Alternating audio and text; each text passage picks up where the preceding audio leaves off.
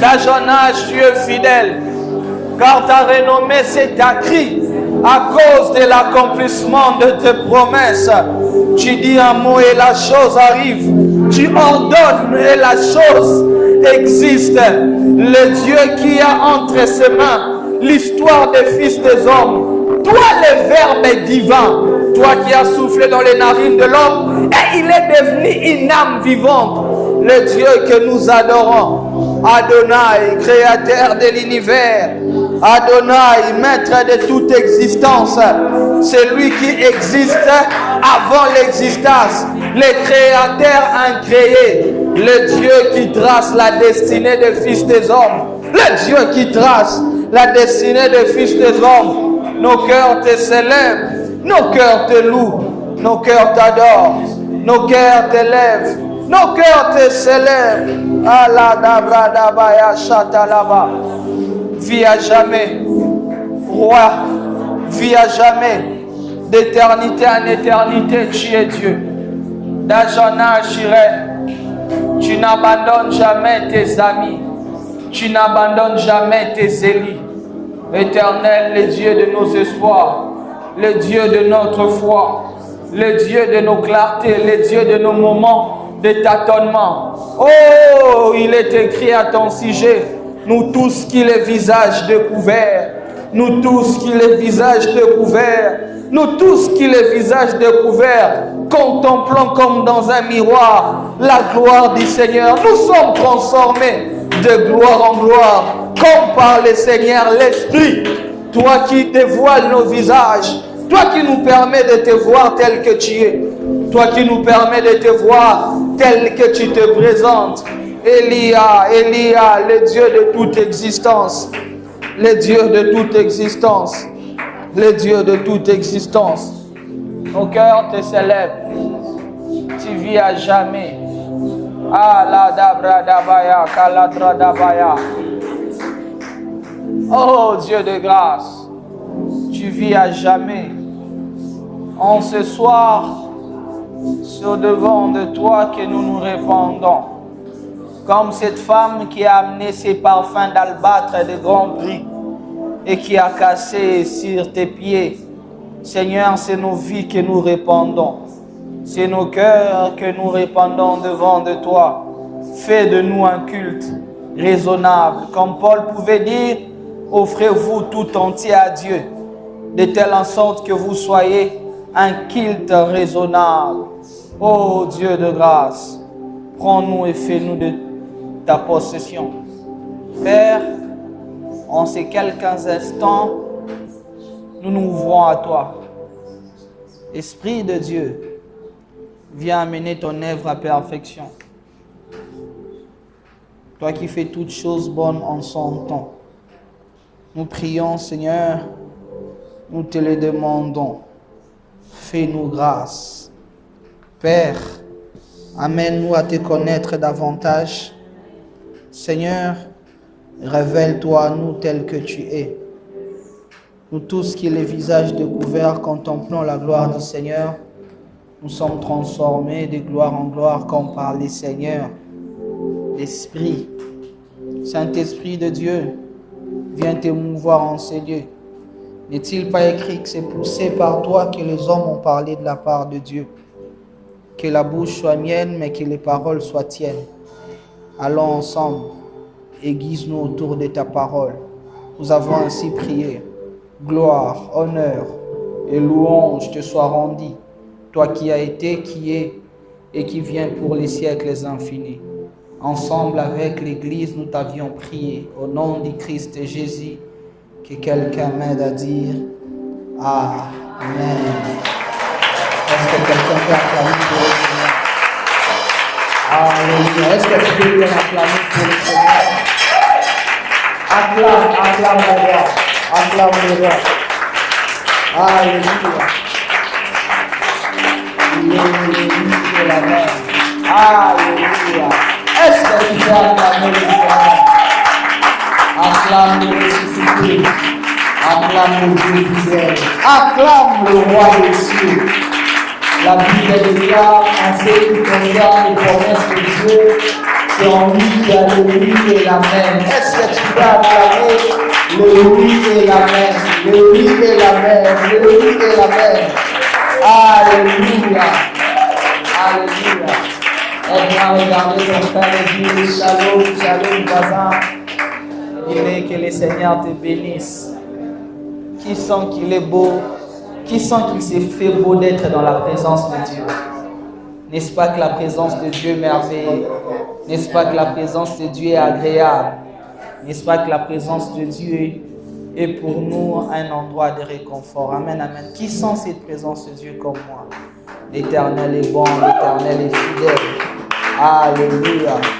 Comme je l'ai dit, ne vous habituez jamais, alors jamais, à la présence de Dieu. Pendant que nous sommes debout, on va profiter pour lire la parole. Que Dieu bénisse la chorale. Est-ce qu'on peut acclamer pour eux? Que le Seigneur nous bénisse abondamment. On va ouvrir la Bible. Nous allons continuer l'enseignement que nous avons commencé les vendredis passés, qui était intitulé « Ayant été empêché par le Saint-Esprit ». Dis à ton voisin « Ayant été empêché par le Saint-Esprit ». Dis à ton autre voisin, ayant été empêché par le Saint-Esprit. Le son est très fort. Est-ce qu'on peut un peu baisser? Le son de mon micro est trop fort. Actes, le chapitre 16. On va lire du 1er au 3e verset. Acte 16, du 1er au 3e verset. La Bible déclare: il se rendit ensuite à Derbe et à Lystre. Et voici, il y avait là un disciple nommé Timothée, fils d'une femme juive fidèle et d'un père grec.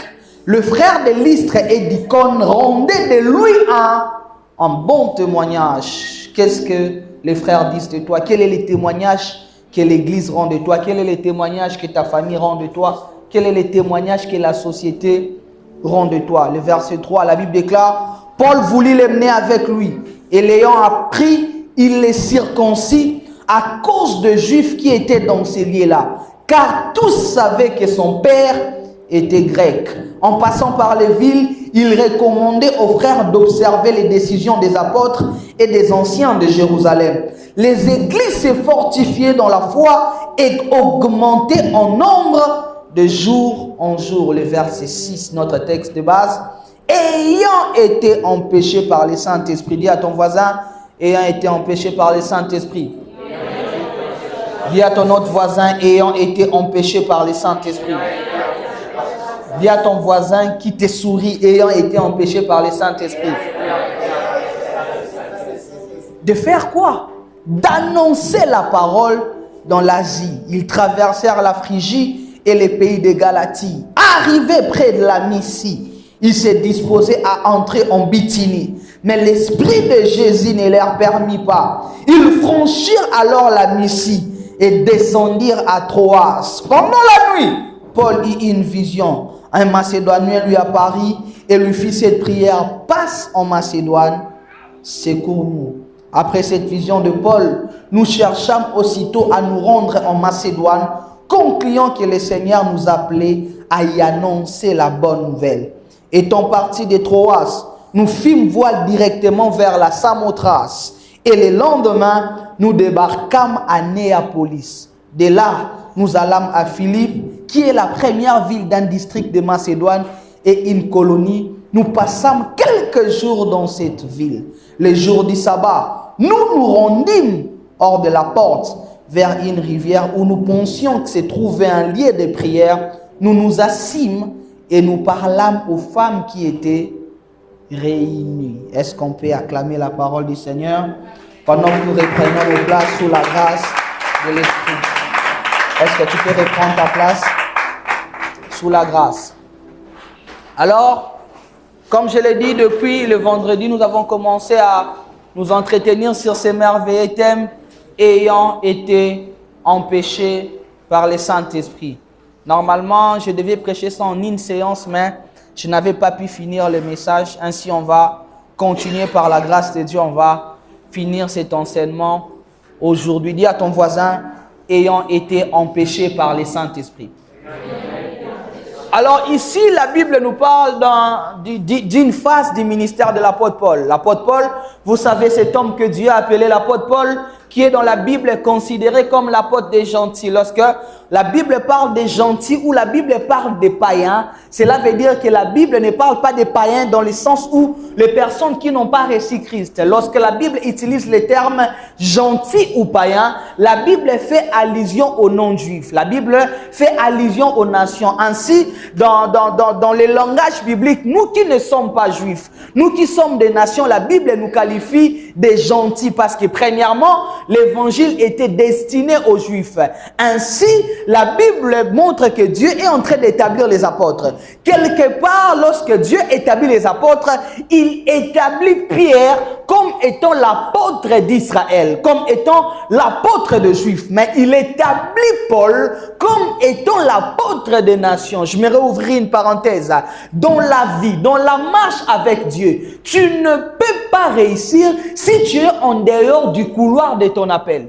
En fait, Dieu n'utilise pas un homme partout. Dieu utilise un homme là où il y a une planification pour lui. Avoir le Saint-Esprit ou marcher avec le Dieu qui peut tout ne signifie pas qu'on doit tout faire. Il y a beaucoup de personnes qui se sont fait du mal dans la vie parce qu'ils ont voulu tout faire. Écoutez mes frères, lorsqu'on fait tout, on ne fait rien. Lorsqu'on est partout, on n'est nulle part. Le problème avec beaucoup, c'est ça. C'est qu'ils se permettent de tout faire ainsi, ils se déconnectent de la réalité de leur appel. Et ici, dans ce texte ici, l'apôtre Paul étant l'apôtre des gentils, l'apôtre Paul étant l'apôtre des païens, devait aller de ville en ville, de nation à nation pour annoncer l'évangile. Et ici, dans Acte 16, l'apôtre Paul fait son premier voyage missionnaire seul. Parce que le premier voyage missionnaire que Paul a eu à faire, c'est lorsqu'on a prié pour eux. Dans Acte 13, la Bible déclare, « Mettez-moi à part Paul et Barnabas pour l'œuvre à laquelle je les ai appelés. » C'est là que Paul et Barnabas ont eu à faire le premier voyage missionnaire. Ils partent à l'Icône, ils partent à Lystre, ils partent à Derbe. Ils annoncent l'évangile, il y a eu des miracles, les villes se convertirent. La parole fut prêchée avec puissance et avec grâce. Et la Bible déclare que lorsqu'ils rentrent dans Acte 15, dans ce qu'on appelle la conférence de Jérusalem, ils font rapport de la mission qu'ils ont eu à faire dans les villes. Et Paul dit à Barnabas, qui était son compagnon dans le ministère, il lui dit, nous devons aller voir dans quel état se portent les frères à qui nous avons eu à prêcher l'évangile lorsque nous avons eu à faire notre premier voyage missionnaire. Et c'est là même que il y a eu un débat. J'ai parlé de ça l'autre fois. Pendant qu'ils avaient fait le premier voyage missionnaire, ils avaient un compagnon qui s'appelait Jean-Marc.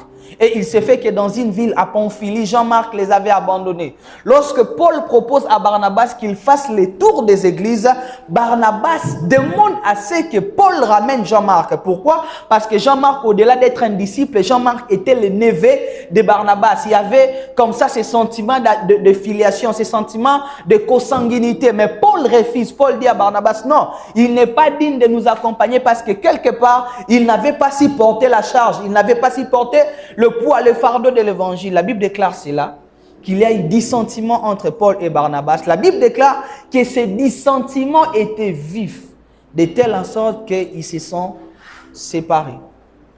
Et c'est là maintenant que nous entrons dans Acte 16, parce qu'ils se séparent dans Acte 15.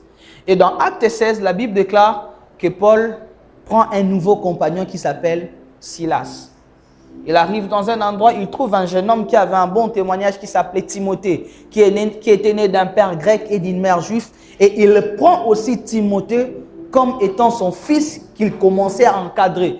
Pour ceux qui ne savent pas, Timothée était celui qui avait dirigé la plus grande église du temps biblique.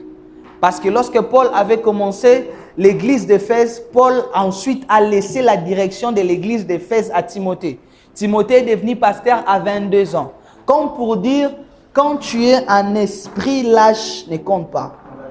En fait, j'aimerais dire à quelqu'un, tu n'es pas qu'un homme, tu es un esprit. Et un esprit n'a pas d'âge. Tu viens de l'éternité. En fait, ce que tu réalises avec Dieu ne dépend pas de ton âge. Ce que tu réalises avec Dieu dépend du dépôt spirituel qui est sur toi.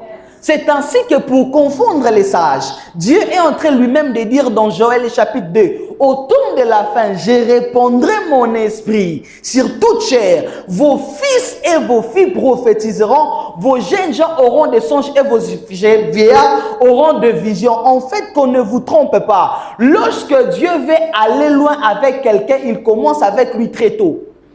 Regardez tous les hommes de Dieu qui ont fait des grandes choses avec Dieu, ils ont commencé tôt. Raison pour laquelle toi qui te dis que tu es encore jeune, tu perds le temps.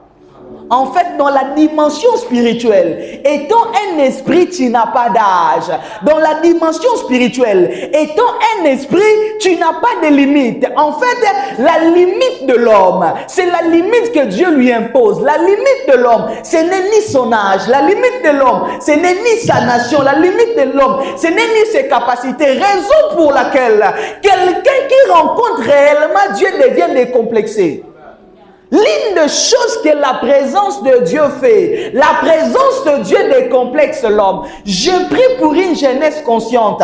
Écoutez mes frères, tous les hommes que Dieu a utilisés dans la Bible ont été jeunes. On ne vous a pas dit que David a été roi à l'âge de 17 ans.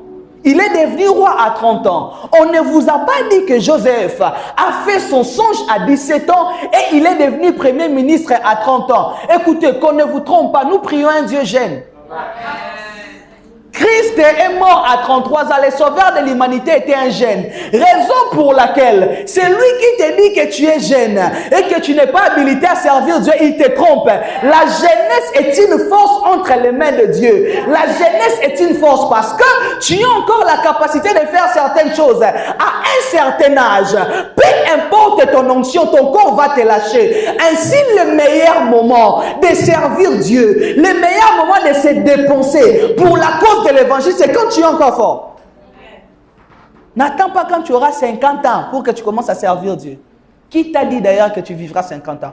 En fait, tout homme ne vit qu'un seul jour. La Bible déclare ce qui suit. Aux yeux de Dieu, un jour vaut mieux que 1000 ans. Dans la mathématique divine, un jour équivaut à 1000 ans. Sur la terre, personne ne vit 1000 ans. Donc sur la terre, nous tous, il n'y a personne qui vivra au-delà de un jour. Je ne m'as pas compris. Spirituellement parlant, tous qui ont vécu sur la terre ont eu seulement moins d'un jour. Maintenant, quand tu attends demain, c'est ainsi que quelque part la Bible déclare. En fait, ne t'invente pas, car tu ne sais pas ce que le lendemain fait enfanter. J'aimerais encourager un jeune. D'ailleurs, quand tu commences jeune, l'avantage c'est quoi? C'est que tu as le temps de faire des erreurs pour apprendre. Quand tu es jeune, tu as le temps de te corriger. Parce qu'il y a certaines erreurs qu'on ne commet pas dans la grandeur. Il y a des erreurs que tu dois commettre ici et maintenant. Il y a des erreurs que tu dois commettre devant 10 personnes, devant 50 personnes. Il y a des choses qu'on ne fait pas devant 50 000 personnes. En fait, commencer jeune te permet de t'ajuster afin de devenir meilleur. C'est ainsi que toi qui te dis que tu es encore jeune, en fait, la jeunesse est une puissance dans le monde spirituel. Raison pour laquelle, regardez, même ceux qui sont en train de gâter le monde sont jeunes. Mark Zuckerberg, c'est le petit frère de beaucoup de gens ici.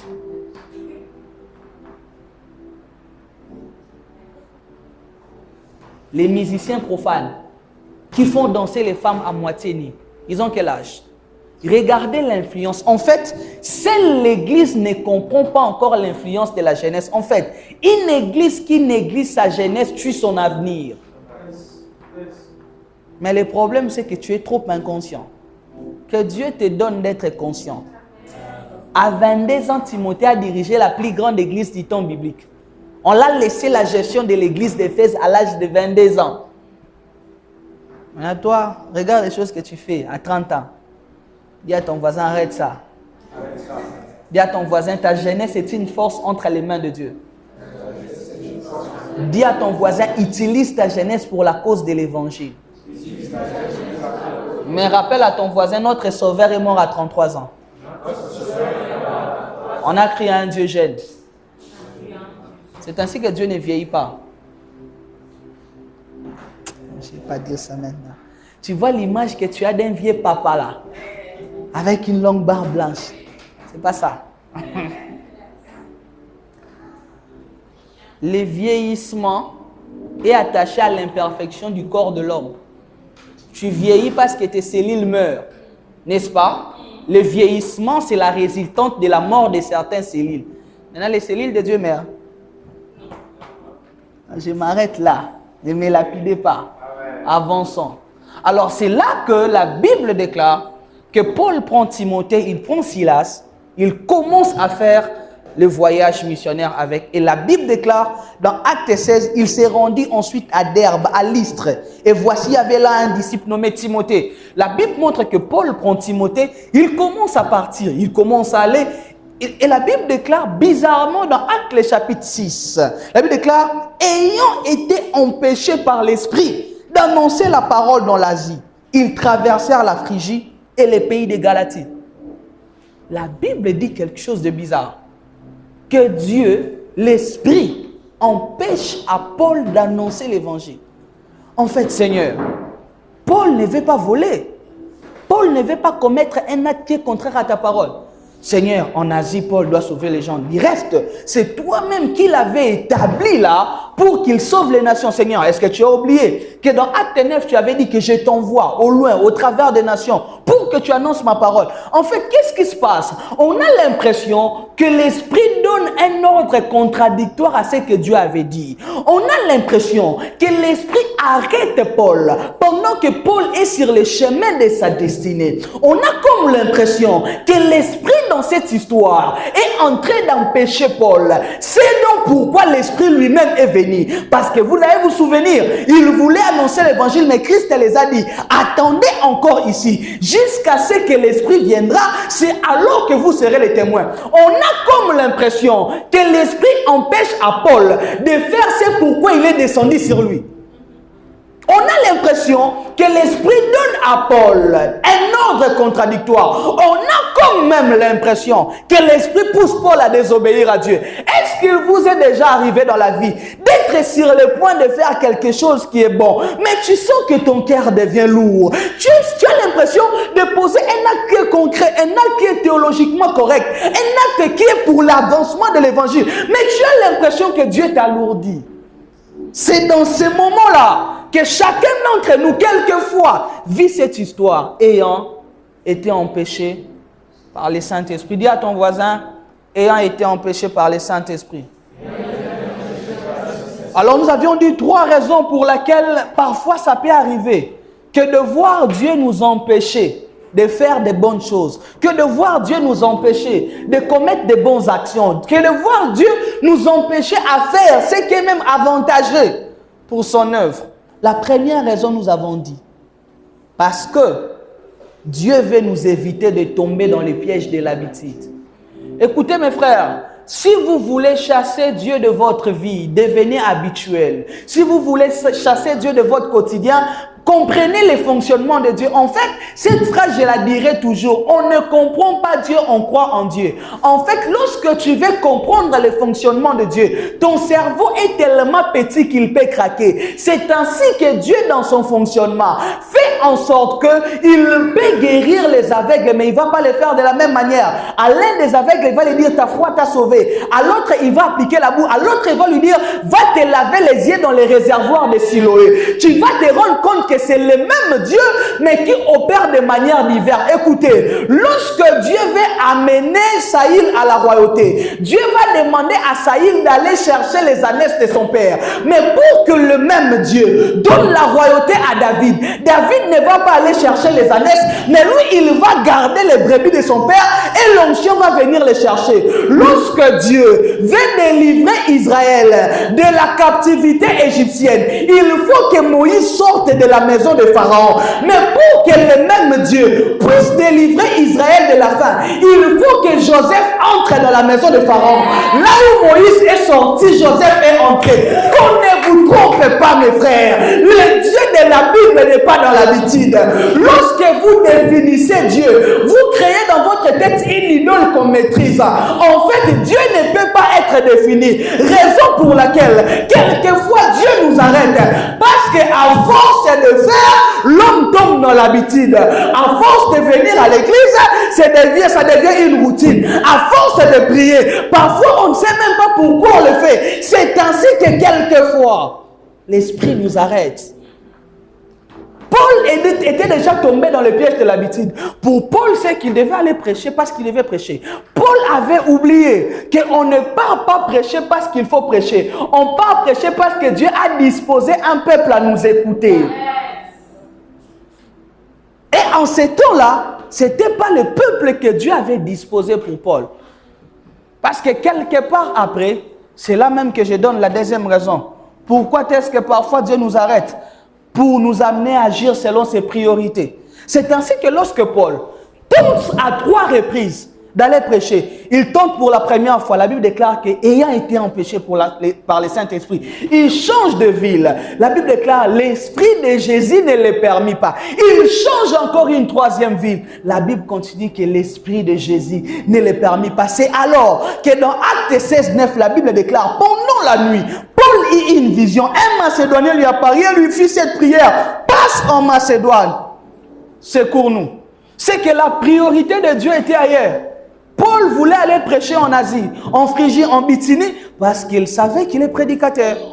Parce que dans la tête de Paul, c'est que quand je croise quelqu'un, je prêche. Quand je croise une ville, je prêche. Parce que Paul avait l'habitude de partout où il passait, il s'aimait la parole de Dieu. Mais en ces instants-là, le cœur de Dieu était à Macédoine. Dieu avait un but différent. Dieu avait ciblé ce peuple. La priorité de Dieu, c'était Macédoine. Écoutez mes frères, le royaume est un royaume de priorité. C'est ainsi même. Pour que Christ naisse, il faut d'abord que l'ombre de l'Esprit couvre Marie. Si l'ange ne vient pas annoncer, Christ ne naît pas. C'est ainsi que la Bible dit même dans la prière de notre Père. Lorsque vous priez, dites d'abord notre Père, avant qu'il ne te prenne en charge, avant qu'il ne te donne le pain, avant qu'il ne te préserve du mal, il est d'abord ton Père. Il faut que sa volonté se fasse d'abord, que son règne vienne. Mes frères, lorsque vous inversez les priorités, vous allez biaiser la suite du processus. C'est ainsi que parfois, lorsqu'on veut faire pour faire, Dieu nous ramène aux priorités. La nuit, il fait une vision. Il voit un Macédonien lui dire, Paul, viens et secours-nous. La Bible déclare, quand il s'est réveillé, il comprit que l'Éternel voulait qu'il annonce la parole en Macédoine. Écoutez mes frères, il y a certaines lourdeurs qui cachent les réfis de Dieu. Il y a certaines sensations qui cachent la volonté de Dieu. En fait, la meilleure manière de lire la voix de Dieu, c'est par les circonstances. Dieu ne parle toujours pas audiblement, mais l'homme vit quotidiennement. Ainsi, l'un des langages les plus aigus de Dieu dans la vie de l'homme, ce sont les circonstances qui arrivent. Lorsque tu commences à lire les circonstances, tu vois derrière les circonstances la voix de Dieu. Le problème avec beaucoup de chrétiens, c'est qu'il y a certaines choses qui se succèdent dans ta vie, mais tu ne lis pas. Dieu parle aussi par les circonstances. Dieu parle aussi par les événements. Dieu nous directionne aussi par ce qui nous arrive. Troisième raison, nous avions dit pourquoi il a été empêché par l'Esprit. Car Dieu veut que l'on vive au-delà de ce que nous connaissons. Paul savait qu'il était un prédicateur. Paul savait qu'il était un homme de miracle. Paul savait qu'il avait la capacité de parler, de convaincre toute une ville. Mais Paul ne savait pas encore qu'il avait la capacité de louer jusqu'à ce que les chaînes se brisent. Parce que c'est lorsqu'ils arrivent en Macédoine, lorsqu'ils prêchent l'évangile, la ville est enflammée, la ville est en feu. La Bible déclare qu'on est venu, on les a arrêtés, on les a mis en prison. Et c'est là qu'ils se sont mis à chanter avec Silas. La Bible déclare que les chaînes qu'ils avaient entre les mains s'est rompues. Écoutez, parfois Dieu veut nous faire découvrir ce que nous sommes, que nous ignorons. En fait, la présence de Dieu amène l'homme à se découvrir.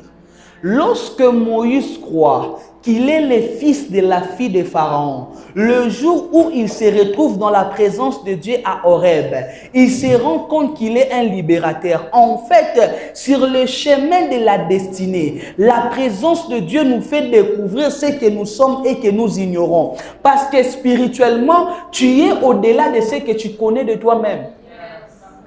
Paul dit quelque part, il dit, je connais en partie, j'enseigne en partie. Le jour où je verrai celui qui me connaît, je me connaîtrai comme je suis réellement. En fait, même la connaissance que tu as de toi a des vides. Dieu a organisé cette circonstance parce qu'il savait qu'à Macédoine, on devait les arrêter.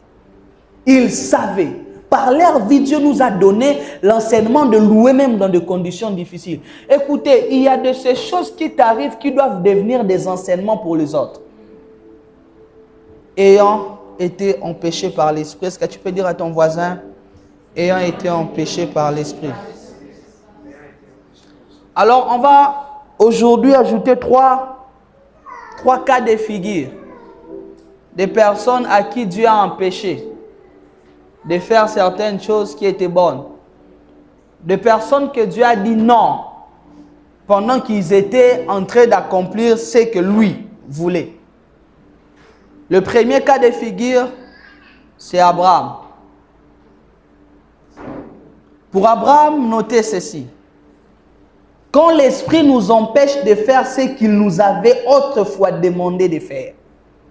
Abraham, quand l'Esprit nous empêche de faire ce qu'il nous avait autrefois demandé de faire. Abraham, quand l'Esprit nous empêche de faire ce qu'il nous avait autrefois demandé de faire. Genèse le chapitre 22 du 10e au 14e verset. Puis Abraham étendit la main et prit le couteau pour égorger son fils. Alors l'ange de l'Éternel l'appela des cieux et dit, Abraham, Abraham. Il répondit, mais voici. L'ange dit, n'avance pas la main sur l'enfant et ne lui fais rien, car je sais maintenant que tu crains Dieu et que tu ne m'as pas refusé ton fils, ton unique. Abraham leva les yeux et vit derrière lui un bélier retenu dans un buisson par les cornes. Et Abraham alla prendre le bélier et l'offrit en holocauste à la place de son fils. Abraham donna à ce lieu le nom de Jéhovah Jireh. C'est pourquoi l'on dit aujourd'hui, à la montagne de l'Éternel, il sera pourvu. Genèse 22 commence par l'ordre de l'Éternel. Lorsque vous lisez Genèse 22, la Bible déclare, l'Éternel parla à Abraham. L'Éternel lui dit, prends ton fils, ton unique, celui que tu aimes, va me l'offrir en holocauste à Moridja. La Bible montre que Dieu parle à Abraham. Dieu donne un ordre à Abraham. Dieu demande à Abraham de faire quelque chose. De telle en sorte que l'ordre que Dieu avait donné à Abraham était tellement pesante que lorsque vous lisez cette histoire, Abraham n'a jamais dit à sa femme là où il allait. Lorsque Abraham sort de la maison, il savait que s'il devait dire à la femme, ça allait créer une incompréhension. Imagine-toi, un enfant que vous avez entendu pendant 25 ans, Dieu te demande de le donner. De telle sorte qu'Isaac lui-même ne savait pas. Quelque part, Isaac demande à Abraham, Abraham, papa, je vois le feu, je vois le bois, mais où est l'agneau? Il dit, l'Éternel lui-même pourvoira, parce qu'il ne savait même pas comment l'expliquer que je pars te tuer. On voit un homme qui s'engage à obéir à Dieu. On voit un homme qui s'engage dans les chemins de Dieu. On voit un homme qui a reçu une direction de Dieu. Un peu comme quelqu'un à qui Dieu a dit de faire certaines choses, d'aller dans telle direction, de faire telle étude, d'aller dans telle direction, de faire telle faculté, de faire tel choix de la vie. Mais la Bible déclare que lorsqu'ils arrivent au bas de la montagne, et vous vous rendez compte qu'Abraham ici a plus de 100 ans. Abraham, lorsqu'il part tuer Isaac, il est déjà autour de 150 ans, quelque chose de pareil. Parce que Isaac est né lorsque Abraham avait 100 ans. Ici, Abraham peut avoir autour de 125 ans. Vous vous imaginez un vieillard qui monte une montagne. En plus, la Bible parlant de Moridja dit que c'était une chaîne de montagnes. Vous vous imaginez l'effort qu'il a consenti. Vous vous imaginez Comment est-ce que c'était un dire labeur à accomplir? Parce qu'il ne montait pas qu'avec Isaac, il montait avec le bois. Isaac lui avait dit, papa, je vois le bois. Donc, il avait des charges sur lui. La Bible déclare, après avoir fait tout ça, il veut tuer l'enfant. La Bible déclare, il entendit une voix qui lui dit, Abraham, Abraham, ne tue pas l'enfant. Mais Seigneur, comment toi-même tu m'avais dit de le tuer? Seigneur, comment on est passé de tuer à ne pas tuer? Seigneur, donc tu voulais me faire un exercice physique. Tu m'as fait marcher de la maison jusqu'ici pour m'empêcher de faire ce que je devais faire. Écoutez, nous marchons avec un Dieu dynamique. Je répète, nous marchons avec un Dieu dynamique. Les changements de saison peuvent amener de nouvelles directions. Je répète, les changements de saison peuvent amener de nouvelles directions. Le fait que Dieu nous avait parlé autrefois ne l'empêche pas de nous parler à nouveau. Dieu peut changer de stratégie car il est un chef de guerre. La Bible l'appelle l'Éternel des armées. Tout le combat ne se négocie pas avec la même stratégie. Le même Dieu qui avait parlé au bas de la montagne est le même Dieu qui peut te dire de ne pas tuer du haut de la montagne. Parce qu'en fait, le but de Dieu dans cette histoire-là, ce n'était pas que tu tues ton fils. Le but de Dieu, c'était le test de ta foi. Lorsqu'il veut tuer le fils, Dieu lui dit, ne tue pas le fils, car je sais maintenant que tu me crains. En fait, si Abraham s'entête à tuer le fils, il va commettre un meurtre là où Dieu voulait lui faire voir une nouvelle facette de ce qu'il est. Parce que Abraham, toute sa vie, connaissait seulement l'Éternel El Shaddai. Lorsque Dieu l'apparaît, il lui dit, je suis le Dieu Tout-Puissant El Shaddai. Marche au-devant de moi et sois intègre. Mais c'est ce jour-là qu'il découvre que Dieu n'était pas seulement El Shaddai, mais que l'Éternel était aussi Jéhovah Jireh. Le but de Dieu dans l'histoire, ce n'était pas de faire d'Abraham un meurtrier, mais le but de Dieu dans l'histoire, c'était de l'amener à découvrir une nouvelle facette. C'est ainsi que l'Esprit l'a arrêté. Écoutez mes frères, lorsque Dieu vous arrête, il sait ce que vous ne maîtrisez pas. Lorsque Dieu vous arrête, il a un objectif qu'il veut poursuivre. En fait, Dieu dans son mode de fonctionnement, par la mort, il peut donner la vie. Ainsi, le fonctionnement de Dieu parfois est inversé. Dans la mathématique divine, ce n'est pas seulement 1 plus 1 qui est égal à Dieu. Parce que bizarrement, Dieu est en train de dire 1 plus 1. L'homme quittera son père et sa mère. Au lieu que ça fasse 2, mais dans la mathématique divine, Dieu est en train de dire ils deviendront une seule chair. Dieu ne calcule pas comme les hommes. Dieu ne planifie pas comme les hommes. Lorsque Dieu change de direction, toi obéis seulement. Ici, c'est Abraham s'entête de tuer l'enfant. Ça ne sera plus le problème de Dieu. Parce qu'en tuant Isaac, il tue Jacob. En tuant Jacob, il tue Judas. En tuant Judas, Christ ne va pas naître et le monde ne sera pas sauvé. Mes frères, les directions de Dieu peuvent changer. Dieu peut changer les directions. Le même Dieu qui l'avait dit. Imaginez un Abraham qui dit à Dieu, non, moi je vais le tuer. Toi-même, tu m'avais dit, il va mourir. Non, en tout cas, Seigneur, ça moi je ne crois pas. Mes frères, qu'on ne vous trompe pas. Parfois, on a confondu la voix de Dieu à la voix du diable. Ici, Abraham pouvait se dire que ça, c'est le diable qui veut m'embrouiller. Il t'est déjà arrivé d'avoir l'impression que Dieu t'a mis dans des choses contradictoires. C'est toi qui m'avais dit de tuer. C'est toi qui me dis de ne pas les tuer. Parce que lorsque Dieu lui dit de ne pas tuer, il ne voit pas encore le bélier. C'est en obéissant que Dieu lui dit regarde en arrière. En fait, c'est quand tu obéis que tu découvres la totalité du plan. La communication de la maison était une partie du plan. Et la communication du haut de la montagne accomplit la totalité du projet. Mes frères, c'est ainsi qu'avec Dieu, vous devez être sensibles. C'est ainsi qu'avec Dieu, vous ne devez pas être dans un coffre où vous savez, ça va commencer ici. Ça va aller là-bas. Si ça déborde un peu, ça c'est limité ici. Vous savez pourquoi l'église est même devenue froide? C'est parce que l'église n'a même pas compris lorsque Dieu nous a arrêtés. Marcher dans les déserts dépend du mouvement de la nuée. Est-ce que vous savez que les déplacements qu'il faisait dans les déserts, c'était seulement quand la nuée bougeait? Quand la nuée s'arrêtait, il s'arrêtait. Je vais dire quelque chose. Écoutez mes frères, la Bible déclare ceci. Dieu les accompagnait dans les déserts, le jour par une nuée de gloire, la nuit par une colonne de feu. Ce n'était pas un hasard. Le jour, il libérait une nuée. Quand on parle de la nuée, c'est un peu quand il veut pleuvoir, quand les ciels s'assombrissent. Vous savez pourquoi le jour c'était la nuée? Parce qu'au désert, le jour, il fait très chaud. C'est un système de refroidissement pour qu'ils ne meurent pas. Et la nuit, il fait très froid. C'est ainsi que la nuit, Dieu donnait la colonne de feu pour les réchauffer, pour qu'ils ne meurent pas de froid. Maintenant, si toi, tu marches au-delà de la nuée, tu meurs. Tu ne me comprends pas. Si la nuée s'arrête, arrête-toi. Parce qu'en dévançant la nuée, tu vas avoir un soleil qui va te tuer. Lorsque la colonne de feu s'arrête, arrête-toi. Si tu les dévances, le froid va te tuer. En fait, avec Dieu, là où il s'arrête, arrête-toi. Après, c'est la mort. C'est ça la marche avec Dieu.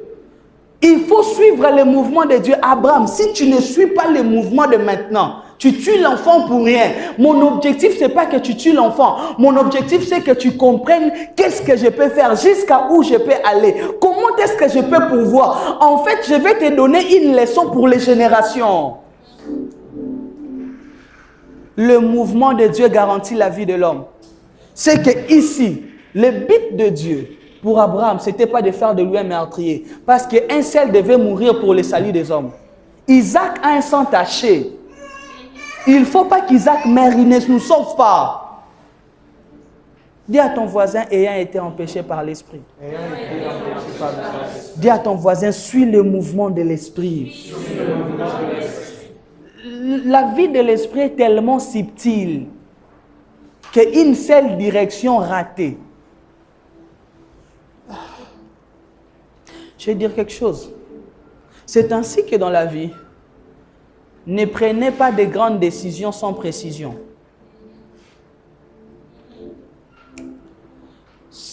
Ne prenez pas de grandes décisions quand vous êtes dans les ténèbres. Ne prenez pas de grandes décisions quand Dieu ne vous directionne pas. Jacob a perdu 7 ans en une nuit. Ne prends pas de décisions qui vont engager tes enfants quand tu ne vois pas bien spirituellement. En fait, ce jour-là, Jacob ne voit pas que c'est Léa. Il consomme le mariage. S'il avait vu, il pouvait dire que ce n'est pas elle que j'ai choisie. Donnez-moi celle que j'ai choisie. En fait, il a perdu 7 ans en une nuit. Il y a de ces choses, lorsque c'est sombre, ça peut te faire perdre beaucoup de temps. Dans cette histoire, si Abraham s'était permis de tuer l'enfant, ça allait être une perte inutile. Parce que ce n'était pas ça le but de Dieu. Dieu voulait l'éprouver pour voir jusqu'à où il l'aime. Deuxièmement, Dieu voulait voir et le faire comprendre qu'il n'est pas que El Shaddai. Il est aussi Jéhovah Jireh. Dieu qui l'a dit de tuer, le même Dieu l'a empêché de tuer. Dis à ton voisin, qu'est-ce que Dieu t'a dit et qu'il t'a empêché? Ayant été empêché par l'esprit. Le deuxième cas de figure. Même avant de toucher au deuxième cas de figure, vous devez savoir que Dieu change parfois les règles qu'il a établies. Quand tu vas chez Salomon ou tu vas chez David, David te dira que moi, à mon époque, quand je péchais, il fallait que je prenne un animal, il fallait que je le tue, il fallait que je fasse une libation, que le sang coule. C'est ainsi que mes péchés sont pardonnés. Mais quand tu vas vers Pierre, il te dira non, moi je demande seulement pardon et mes péchés sont pardonnés. En fait, si David s'entête à dire à Pierre qu'il doit tuer l'animal, c'est David qui ne comprend pas que Dieu a changé le jeu. Parfois, Dieu change les règles qu'il a lui-même établies. Deuxième des cas de figure, c'est le cas d'Israël dans les déserts. Israël dans les déserts. Ici, c'est quand l'esprit nous empêche, ce qui est facile, car la suite sera fatale. Le cas d'Israël dans les déserts, c'est quand l'esprit nous empêche, ce qui est facile, car la suite sera fatale.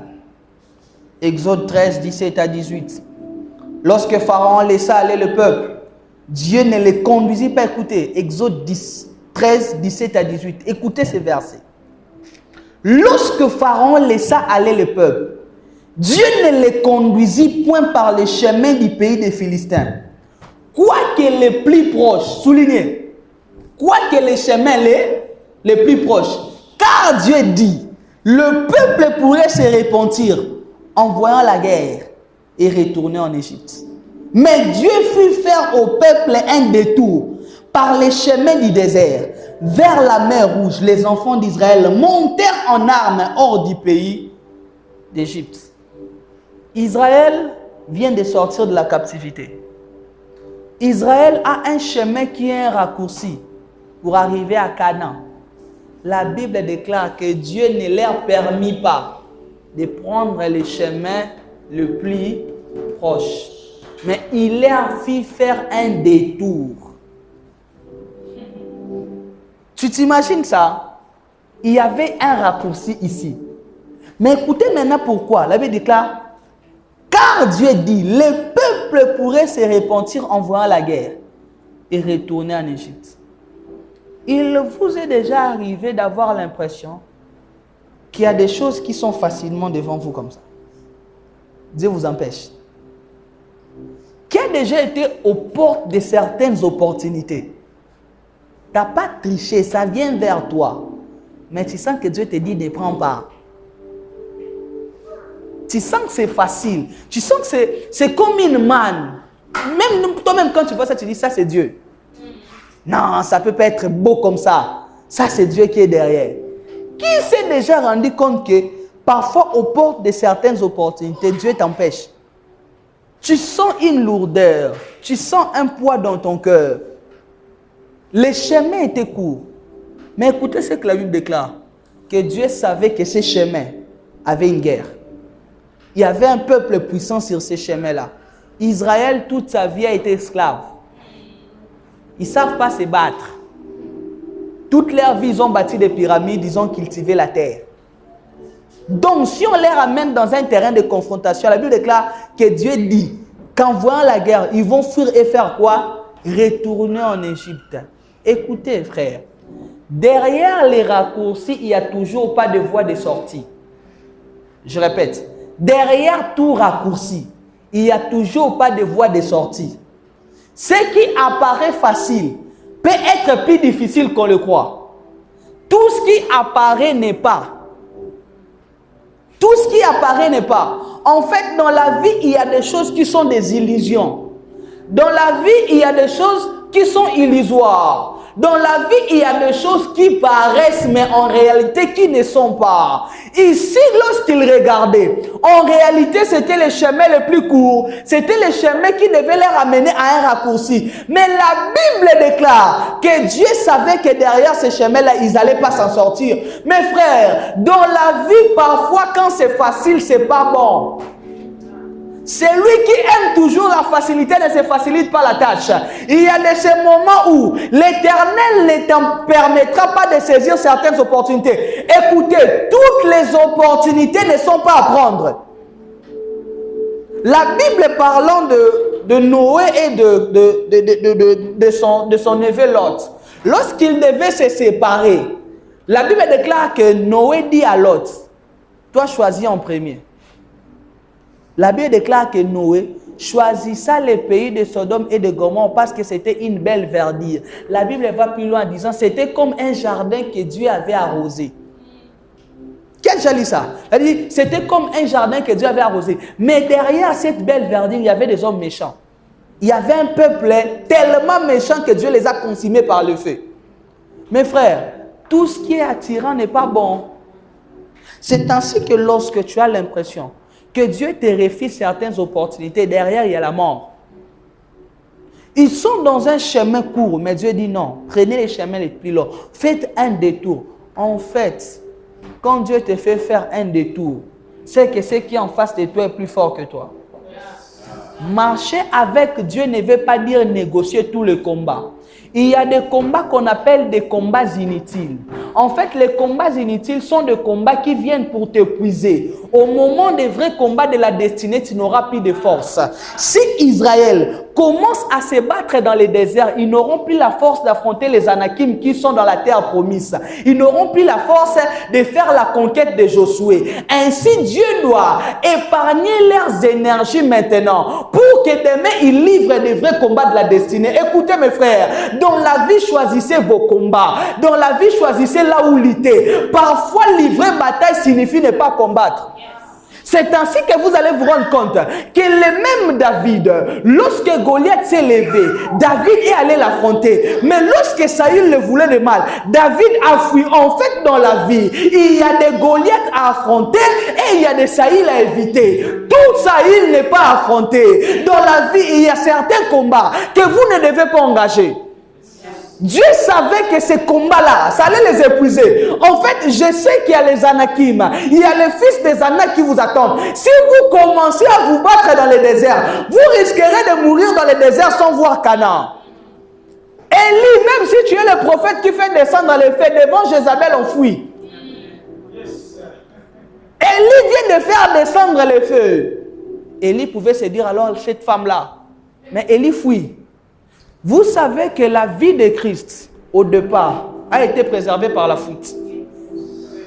Lorsque Hérode veut le tuer, sa mère et son père lui font fuir en Égypte. Dieu fuit l'homme. Un Dieu fuit sa créature. Parce que là, ce n'est pas encore l'âge de la manifestation. Il faut qu'on les protège. Joseph est un charpentier. Hérode a l'armée. On va les tuer. Il y a parfois comme ça, l'esprit vous empêche de faire ce qui vous semble facile. C'était facile de prendre le chemin court. C'était facile que Élie résiste à Jézabel parce qu'il faisait de tuer plus de 400 prophètes. Beaucoup de chrétiens ont connu des crashs parce qu'ils ont cru que c'était facile. Mes frères, parfois c'est plus difficile que vous le croyez. L'une des raisons qui a fait tomber Samson, parce qu'il ne voyait en Delilah qu'une femme. Les gars peuvent battre toute une armée. Il s'est dit, si je peux faire tomber toute une armée, alors cette fille, bon, ce n'est qu'une femme. Il ne savait pas que la femme avait beaucoup plus de force que les hommes en armes. Regardez, ce n'est toujours pas quand c'est musclé que c'est fort. Tu peux battre des hommes en armes, mais une femme sans armes te coupe les cheveux. Quelqu'un ne me comprend pas. Amen.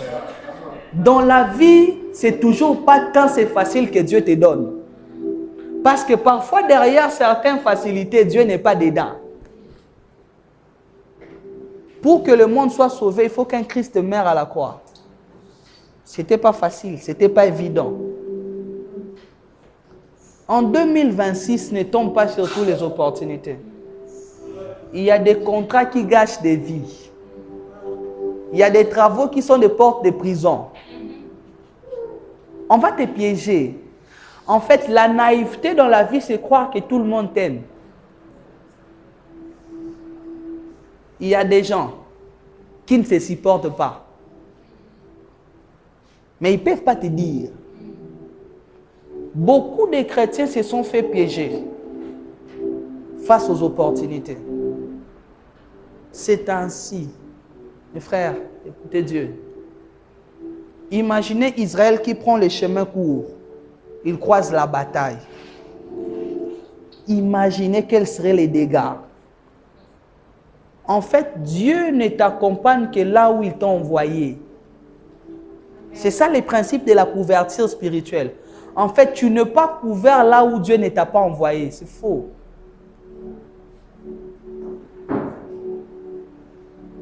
Et a été empêché par l'esprit de prendre les chemins les plus courts. ayant été empêché par l'Esprit d'entrer là où il y avait un accès, ayant été empêché par le Saint-Esprit, parce que là, dans les chemins les plus courts, il voyait Canaan. Imaginez des hommes qui doivent aller ici, Dieu les fait détourner. C'est ainsi même qu'à cause de ces détours, beaucoup ont commencé à murmurer. Je crois, je sais qui se disait, on était là. On pouvait seulement faire les chemins droits. Comment il nous fait contourner comme ça? En fait, Dieu tient compte de paramètres qu'on ignore. Parce que Dieu voit au-delà des murs. Quand Dieu choisit pour nous, il tient compte des paramètres qu'on ne maîtrise pas. L'homme choisit sur base de ce qu'il voit. Dieu choisit sur base de ce qui est. Tout ce qui est n'est pas visible. Est-ce que quelqu'un me comprend? Tout ce qui est n'est pas visible. Il y a des choses qui existent mais qui ne sont pas perspectibles. Maintenant, quand Dieu choisit pour toi, il tient compte et du visible et de l'invisible. Raison pour laquelle les choix de Dieu restent les meilleurs. Les gars là, tout l'argent qu'il faut. D'ailleurs, si je me mets en relation avec lui, en un mois, on peut tout faire. Qui t'a dit que c'est parce qu'il a l'argent qu'il doit t'épouser? Quand tu vois la fille là, par rapport à mon ministère, je sens qu'elle prie beaucoup. Il faut une femme de feu. Mon frère, la maison n'est pas un groupe d'intercession. Je répète, la maison n'est pas un groupe d'intercession.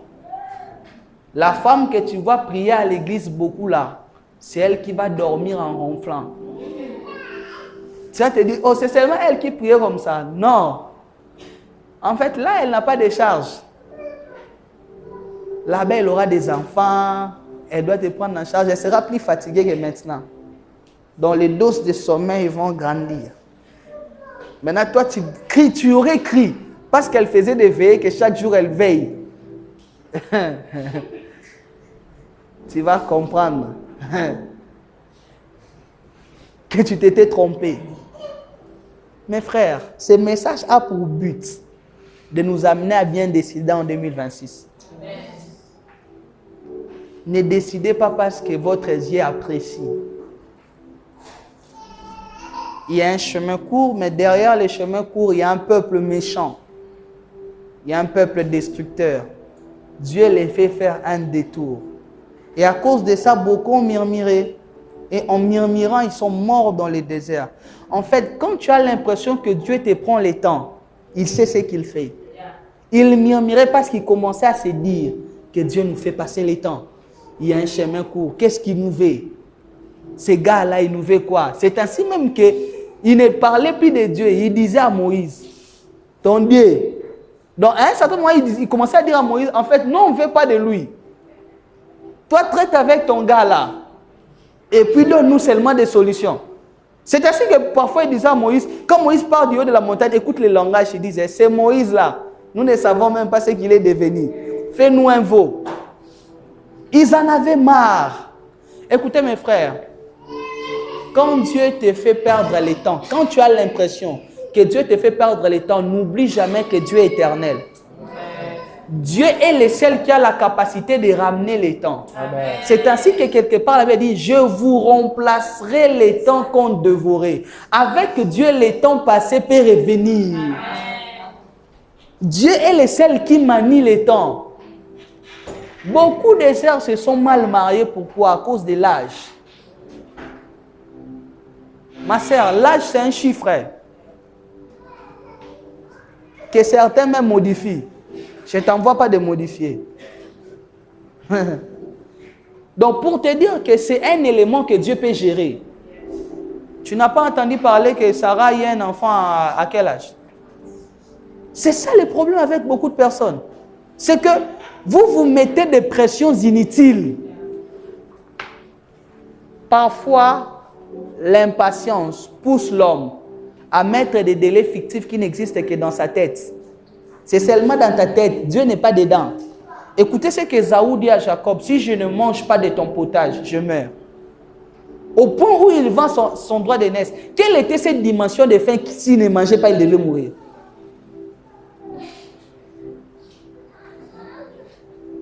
Frère, ayant été empêché par l'esprit. En 2022, je pars faire un stage à la DGDA. La DGDA, chez nous, on appelle ça Direction Générale des Douanes et Assises. Je ne sais pas, ici, ça doit être l'OTER. Ici, c'est l'OTER. Donc, l'équivalent de l'OTER ici. Et s'il y a une structure qui paye bien chez nous, il y a la DGDA. Ça paye bien comme vous n'avez pas idée. Je suis allé faire un stage là, mon stage académique. J'étais en jeu, je ne sais pas si c'est le même système ici. J'étais en jeu 3 pour finir les graduats afin de commencer la licence. J'ai fait mon stage à la DGDA et je n'étais pas n'importe où. J'étais dans les cabinets du directeur. De telle sorte que mon stage était rémunéré. Beaucoup d'argent. À la DGDA, chez nous, même le chauffeur, un simple chauffeur à la DGDA est très bien payé. Les gens se battent, se bousculent pour être à la DGDA. Tu vois seulement comme l'hôtel ici, c'est là-bas. Quand je finis mon stage, j'avais très bien fait mon stage, qu'on est venu me proposer de rester. Comme ça, de combiner mes 2 dernières années qui restaient à la fac avec la DGDA. Mais il y avait une grande charge sur moi parce que j'étais berger à l'université. Ce qui fait que c'était compliqué. C'est là que j'ai senti c'est quoi la tentation. À un certain moment, j'ai dit, bon, je peux leur trouver quelqu'un, je prie pour lui. Je le vois, j'ai dit, moi je suis le père. Élie part, Élisée prend le manteau, dirige-les. Parce que humainement, c'était une garantie de vie. Parce que ce n'est pas qu'une question de salaire. Chez nous, quand tu as les matricules de l'État, tu meurs avec. Donc, à vie. J'ai commencé à réfléchir. J'ai maintenant commencé même à dire que, oh, c'est pour ça même que Dieu m'avait fait beaucoup traîner à l'université. Oh, Seigneur, le Dieu est beau, alléluia. Je n'ai pas prié comme ça. Dieu me dit, tu ne prends pas. Mon frère. Les jours où ils attendent ma réponse, je rentre, je leur dis non, je ne prends pas. Et même été étonné de voir qu'un étudiant qui n'a rien, qui refuse comme ça. C'est pourquoi les gens se battent. Les jours où on avait fait faire les tests de la DGDA en RDC, il y a plus de 50 000 personnes qui ont postulé. Maintenant, toi, on te donne ça comme ça. Tu refuses. Dieu m'a dit, tu te concentres sur mon œuvre. Et l'œuvre là, c'est l'œuvre des étudiants où il n'y a pas d'offrande, il n'y a rien. Tu prêches sous le soleil. Chaque pause sous le soleil comme ça. Maintenant, tu regardes les bureaux climatisés, tu regardes le soleil. Dieu te dit, rentre au soleil. J'ai désisté, j'ai laissé. Mes frères, je ne regrette pas ça après. Je me suis marié tant qu'étudiant. Ce que Dieu m'a donné les 2 dernières années là n'équivalait même pas aux gens qui travaillaient là-bas. Mon frère, le problème c'est que tu crois que Dieu est derrière toute opportunité. J'avais le choix entre les ministères et le confort. Il fallait choisir un. J'ai choisi le soleil. J'ai refusé les avantages. Mes frères, les avantages de la vie ne gardent toujours pas l'homme. On ne vous a jamais dit qu'il y a des personnes qui sont allées en Europe, qui sont revenues cadavres. L'homme vit par Dieu, pas par ses moyens. La Bible déclare que le souffle de l'homme entre les mains de Dieu. Il décide de celui qui vit et de celui qui meurt. La Covid a tué qui? Les gens qui étaient dans de bonnes conditions. Regardez, nous en Afrique, on a résisté. Comment tu peux expliquer ça? C'est ainsi que j'ai toujours dit aux hommes, tout ce qui est confortable ne doit pas être aimable. Qu'est-ce qui se passe? C'est que Samson couche sur les cuisses de Delilah. C'est confortable, mais ça amène sa mort. Amen. Jacob met sa tête sur une pierre. Il couche sur une pierre à Bethel. C'est inconfortable, mais il voit le ciel ouvert. Parfois, Dieu est dans l'inconfort. Parfois, Dieu est dans l'inconfort. C'est ainsi que lorsqu'on parle du christianisme, Christ dit que celui qui veut me suivre fasse quoi? Prenne sa croix et la porte. Quand commence à grandir, Dieu nous empêche certaines choses qui sont faciles. Je prie Dieu qu'il élève le niveau de ta foi. Amen. Que Dieu te fasse comprendre qu'il n'est toujours pas derrière les opportunités, qu'il n'est toujours pas derrière ce qu'on te propose. La Bible déclare que la femme vit que les fruits étaient beaux et agréables à la vie et beaux à manger. C'était beau, mais c'était pas bon. Ayant été empêché par l'esprit. Parfois, Dieu t'empêchera de saisir les bonnes opportunités. Les gars, là, est beau, hein? Derrière les beaux, il y a un boxeur. Ma soeur, on va te tabasser à la maison. Et puis, c'est nous qui allions souffrir. Nous, seulement les pasteurs, on porte tout. Oh, la soeur, là, elle est belle. Elle est belle, mais son esprit n'est pas bon. Tu ne dois pas te marier à la beauté. Tu dois te marier et à la beauté et à l'intérieur. Ah, je te dis, mon frère, je te dis à moi. Moi, je te parle, hein, si tu me crois, tu me crois. Si tu ne me crois pas, Christ avait dit, lavez vos mains. Moi, je lave mes mains.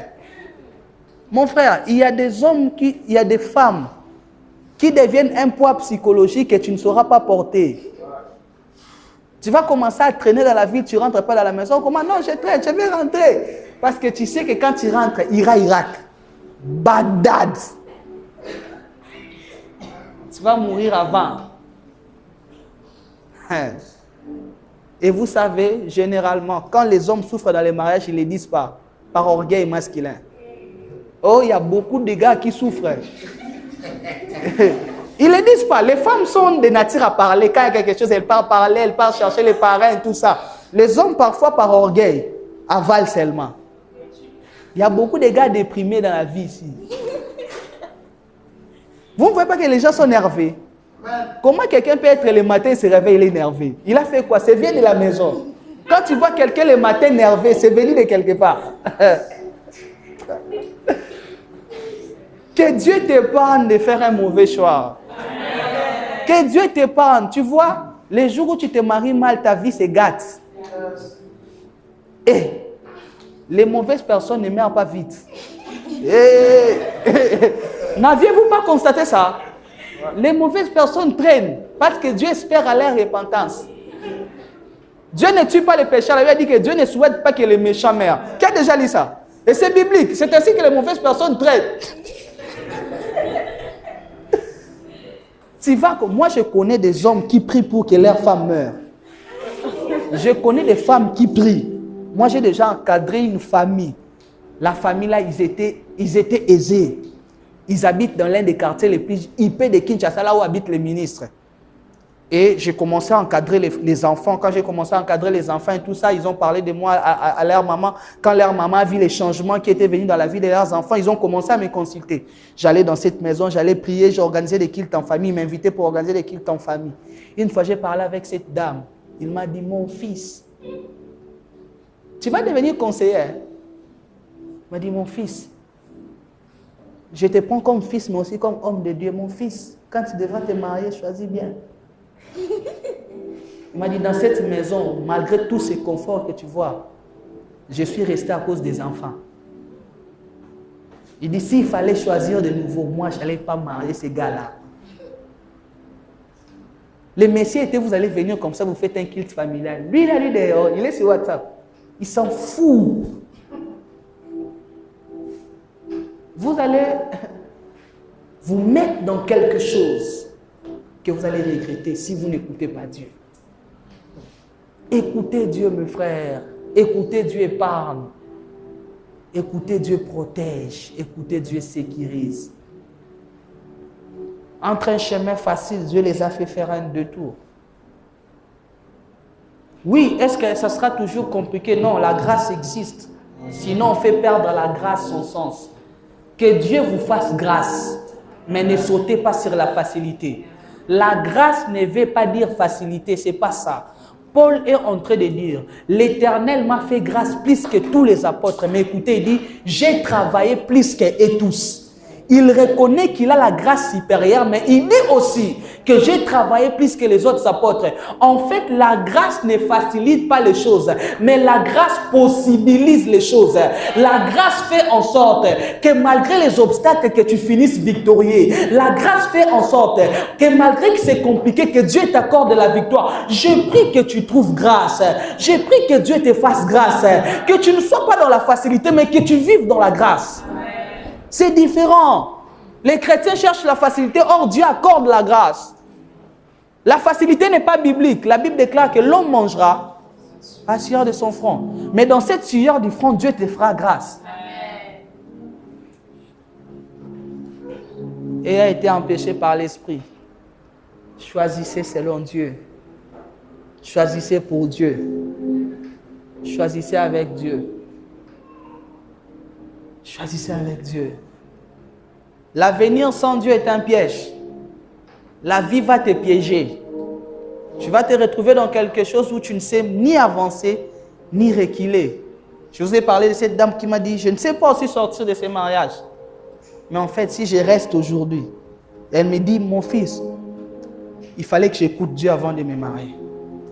Elle ne m'avait pas tout dit, mais j'avais compris qu'il y avait des choses qu'elle ne pouvait pas dire. Bon, et tant que pasteur aussi, je ne te conseillerais pas de divorcer, je vais te fortifier. Sois fort, Seigneur est fidèle. Oh Dieu, oui, parce que si je te conseille de divorcer, je fais quoi à ces enfants-là? Je mets en mal les enfants, je mets en mal tout ça là. Alors je ne te conseillerais pas.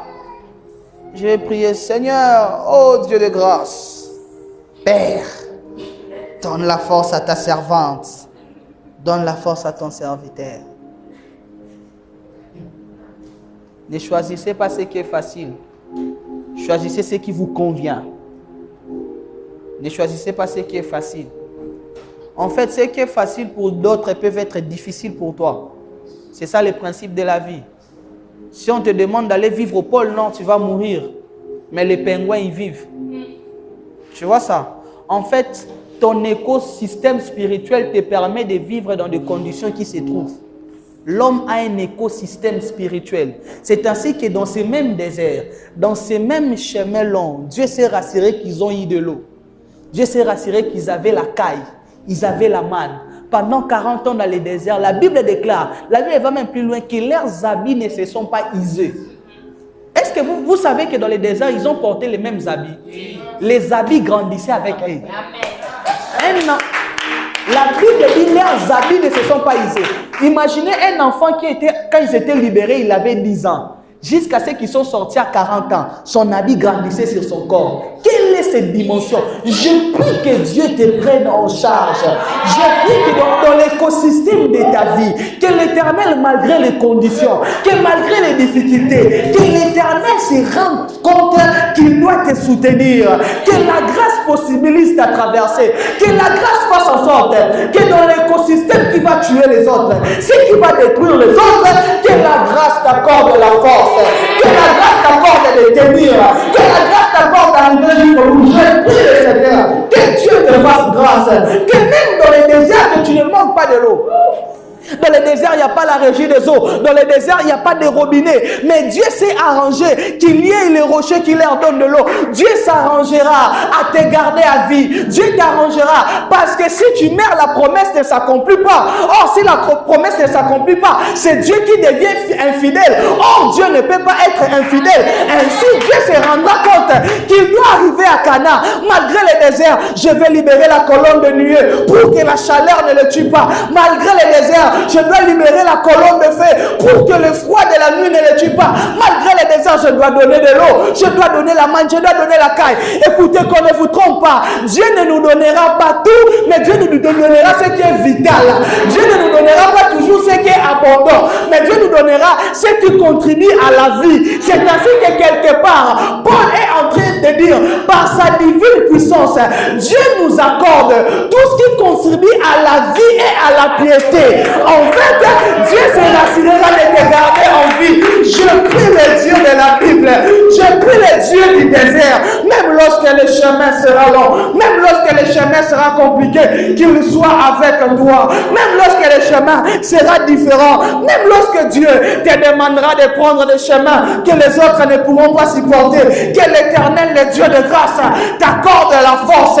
L'apôtre Paul, quelque part, l'apôtre Paul avait un ministère bizarre. Il était l'apôtre qui était le plus persécuté. Quelque part, l'apôtre Paul est en train de dire, nous rendons recommandables comme serviteurs de Dieu au milieu de troubles, au milieu de prisons, au milieu de fouets. J'ai été plusieurs fois fouetté. J'ai été dans le péril. En fait, pour que Paul soit Paul, il doit être dans une telle condition. Pour que Paul devienne Paul, il doit passer par là. En fait, là où Dieu te fait passer, détermine la mission de ta vie. Là où Dieu te fait passer, détermine ton chemin. En fait, qu'on ne vous trompe pas. Là où Dieu te place, il te donne le manteau pour y vivre. Là où Dieu te place, Dieu ne place jamais l'homme dans un endroit où il ne le capacite pas. Avant que Dieu ne te mette quelque part, il te donne les dispositifs spirituels qu'il nous faut pour vivre.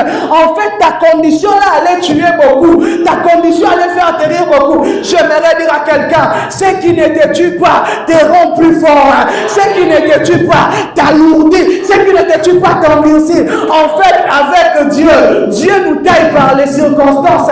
Dieu nous taille par les épreuves. Dieu nous taille par ce qui nous arrive. Quelquefois, on se demande à Dieu, Seigneur, j'ai l'impression que pour les autres, c'est facile. J'ai l'impression pour que les autres, ça passe facilement. En fait, dans la vie, il y a des hommes qui vivent, mais il y a des hommes qui, par leur vie, les autres vivent. Il y a des hommes qui, leur vie, portent les autres. C'est ainsi, c'est pas tout homme qui doit payer le même prix que Jésus. Lui, il doit mourir à la croix parce que son poids spirituel donne la vie aux nations. Écoutez, Dieu donne les plus forts combats à ses soldats les plus braves. Dieu donne les plus forts combats à ses soldats les plus solides. Lorsque dans la vie, tu as l'impression que c'est à son tour que ça devient compliqué, Dieu permet aux autres facilement certaines choses. Dieu accorde aux autres facilement d'autres choses. Mais à ton tour, tu as toujours l'impression que Dieu te complique la vie. Tu as toujours l'impression que pour toi, à ton tour, c'est toujours bizarre. À ton tour, c'est comme si Dieu tire les ficelles. En fait, Dieu forme les hommes par ce qui leur arrive. Dieu forme les hommes par ce qui leur arrive. Écoutez, l'école de Dieu n'a pas une institution. L'école de Dieu, ce sont les épreuves de la vie. L'école de Dieu, il n'y a pas une porte où on entre comme ça. L'école de Dieu, c'est ce qui lui permet que ça t'arrive. C'est ainsi que la Bible déclare que l'Éternel Dieu a tout fait pour un but. Ces choses sont arrivées pour vous servir d'exemple. Elles ont été écrites pour votre instruction. En fait, par ta vie, Dieu veut enseigner. Par ta vie, Dieu veut faire comprendre aux personnes. Il est passé par les faits, mais il n'est pas mort. Regardez, en fait, ce que tu ne sais pas, par ce qui t'arrive, Dieu enseignera une multitude. Par ce qui t'arrive, Dieu montrera aux hommes, regardez, vous voyez, il a tenu. Vous voyez, il ne s'est pas égaré. Vous voyez, il est resté solide. Vous voyez. En fait, Dieu utilise ta vie sans que tu le saches. J'aimerais dire à quelqu'un, tiens bon. J'aimerais dire à quelqu'un, fortifie son point courage. Et ce que j'aime avec Dieu, parfois dans les moments des efforts, dans des moments difficiles, Dieu ne nous donne pas une nouvelle force. Dieu nous demande d'utiliser la force qu'on avait mais qu'on ignorait. Ainsi, il dit à Josué, vaillant héros, va avec la force que tu as. En fait, parfois, quand tu demandes à Dieu une nouvelle force, Dieu sait, quand tu es créant, il avait déjà mis en toi les dispositifs pour vivre ça. En fait, ta destinée n'ayant pas de sœur jumelle, tu es le seul qui peut la vivre. Tu es le seul qui peut la porter. C'est ainsi que ce jour-là, à Gethsemane, Christ amène Jean, Pierre, les disciples les plus aimés. Mais bizarrement, même pendant une heure, ils n'arrivent pas à veiller. Christ part, il revient, il est en train de dormir. Il dit, vous ne pouvez pas veiller avec moi pendant une heure. Il part, il revient, il est en train de dormir. En fait, Christ, ce n'est pas que Pierre ne t'aime pas. Christ, ce n'est pas que Jean ne t'aime pas. En fait, là où tu es arrivé face à ta destinée. Tu dois emporter celle. Là où tu es arrivé au confin où Dieu te voit seul. Raison pour laquelle ne soyez pas toujours fâchés contre ceux qui ne vous ont pas aidé. Ne soyez toujours pas fâchés contre ceux qui ne vous ont toujours pas tendu la main. Quelquefois, c'est Dieu qui les a retenus.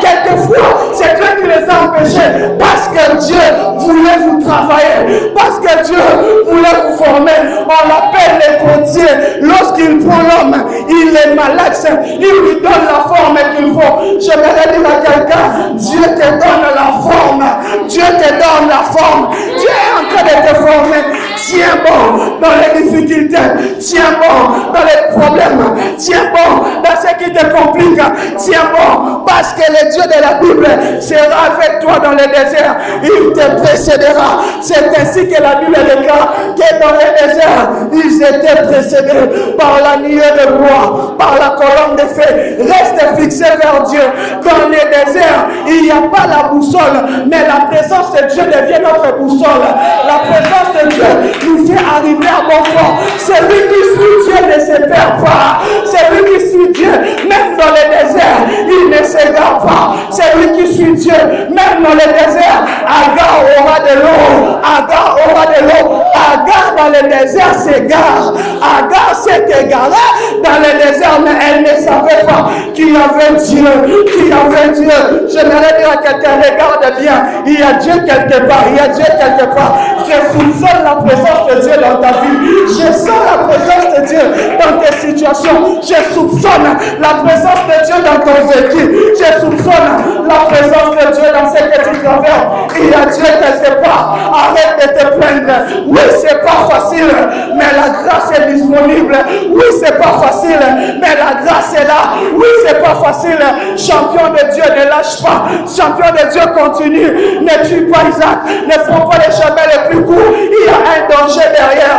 Quand Dieu t'empêche, il sait. Quand Dieu t'empêche, il voit. Il tient compte des paramètres que tu ignores. Quand l'esprit t'interdit, mon frère, obéis. Je sais que ça fait mal, mais obéis. Je sais qu'il y a des chemins courts. Je sais qu'il y a des raccourcis dans la vie. Mais si Dieu ne fait pas, n'emprunte pas le chemin. Parce que Dieu est fidèle. Parce que Dieu est fidèle. Parce que le Dieu que nous prions est fidèle, est fidèle, est fidèle, est fidèle. Fidèle est son nom.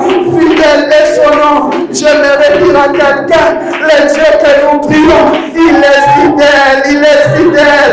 La fidélité est son nom. La Bible déclare ce jour-là, dans l'Apocalypse, il vit un cavalier sur un cheval blanc. Son nom était fidèle. Son nom était fidèle. En fait, Dieu n'est pas la fidélité, il est lui-même fidèle. Dieu ne fait pas que faire de la fidélité, mais c'est lui-même la fidélité fait cher.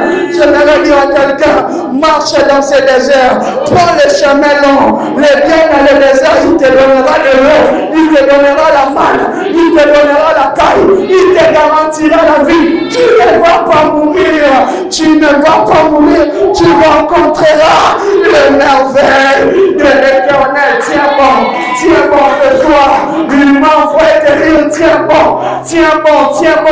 continue, tiens bon, tu as déjà traversé un chemin, tiens bon, ne lâche pas, ne t'arrête pas, n'abandonne pas, tu as déjà suivi Dieu longtemps, c'est pas le moment d'abandonner, tu es déjà arrivé trop loin, c'est pas le moment de reculer, là où tu es déjà arrivé, c'est un chemin d'aller sans retour. Si tu retournes en Égypte, Pharaon va se venger. Si tu retournes en Égypte, Pharaon va te tuer. Il va te venger. En fait, en arrière, c'est la mort. Mais devant, c'est la promesse. Retourner en arrière, c'est la mort. Si tu retournes en Égypte, Pharaon va se venger. Pharaon va te tuer parce que ton Dieu a tué ses premiers fils. Ah, je vais dire à quelqu'un. Quand tu retournes, tu meurs. Quand tu continues à avancer, tu vis. Raison pour laquelle, dans Ephésiens 6, il n'y a pas une armure pour le dos. Car Dieu n'a pas prévu la fuite. Il n'y a que des armures qui couvrent les devants pour te protéger des traits enflammés, des flèches qui viennent. Tu es condamné à avancer. Champion de Dieu, avance. Champion de Dieu, continue. Champion de Dieu, tiens bon. Champion de Dieu, tiens bon. Continue. Il est là, il est là, il est là. Est-ce que tu fais parler? Parle à Dieu, parle à Dieu, parle à Dieu. Il est là, il est là. Dieu est dans sa fidélité. Dieu est dans sa fidélité. Dieu est dans sa fidélité.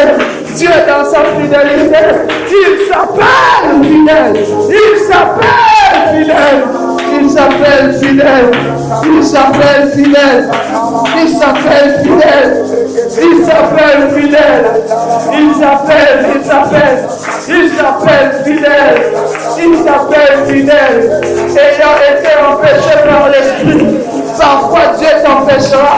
Ce qui semblait être facile. Parfois Dieu te fera prendre les chemins les plus longs.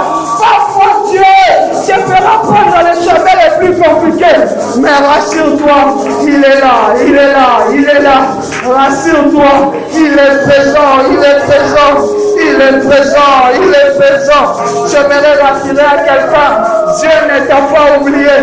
Dieu ne t'a pas abandonné. Dieu ne t'a pas délaissé. Dieu n'a pas oublié ton cas. Dieu n'a pas oublié ton cas. Alambrada bashata lambrada baya. Alambrada baya shata lambrada baya. Alambrada baya shata lambrada baya. Alambrada baya shata lambrada baya. Alambrada baya. Parle à Dieu. Il ne t'a pas oublié. Oui, c'est pas facile, mais tiens bon. Oui, c'est pas facile, la grâce est disponible. Oui, c'est pas facile, l'Éternel soutient tes ennemis. Alabradaba shata labradabaya. Kolabradabaya shata ladabaya asable. Mane mana mama magadabaya. Oh Dieu.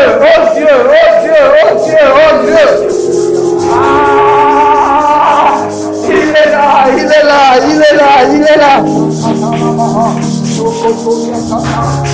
Alabradaba shata labradabaya. La blada baya. Oh Dieu.